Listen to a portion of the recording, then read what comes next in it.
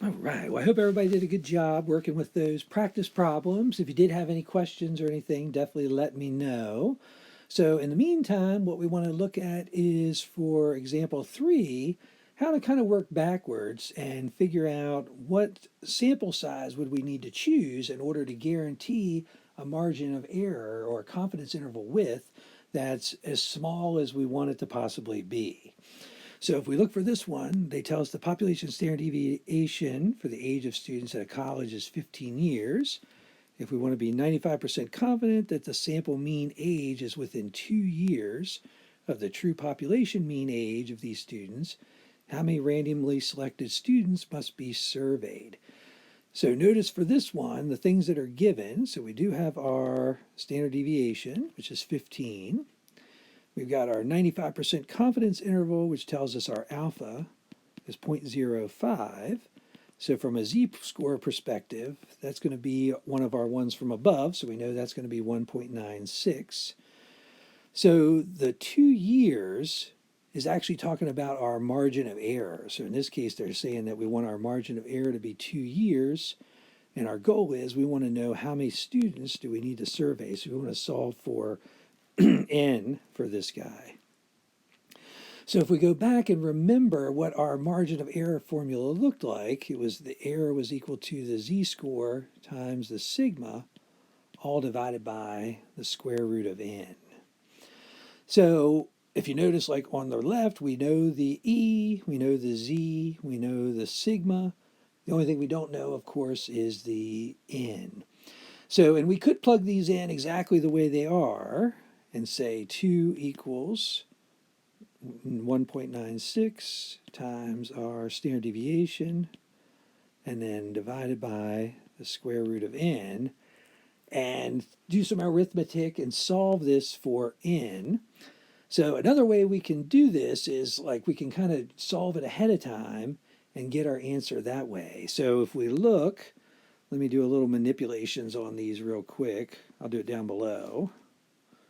So that way we can have a nice formula that's going to work all the time.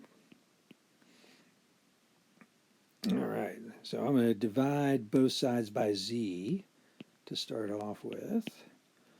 So we've got e over z equals, oops, this should be square root of n, sigma over the square root of n. And so now let's cross multiply these real quick. So we get e square root of n equals z sigma. Divide both sides by e. So we've got square root of n equals z sigma all over, oops, not 5, what am I doing? E.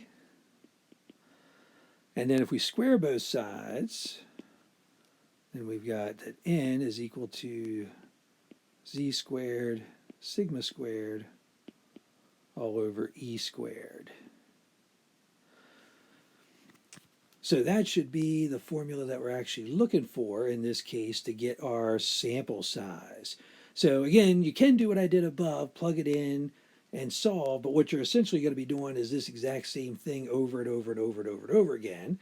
So if we're just trying to find the sample size, the better thing would be is to write down this formula so we have it available to us. So z squared times sigma squared all over e squared.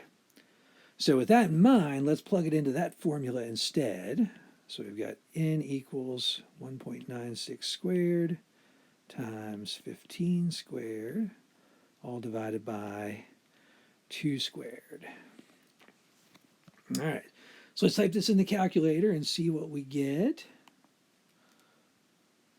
So we've got 1.96, whoops, 1.96 squared times 15 squared divided by 2 squared.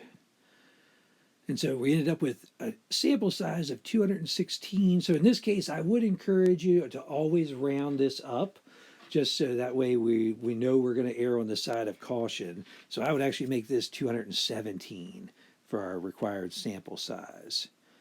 So n would have to equal 217 for this case. So if we want to have a confidence interval that has a margin of error of just 2, which means 2 on the above, 2 below, then we would need to sample 217 people in order to guarantee that degree of confidence.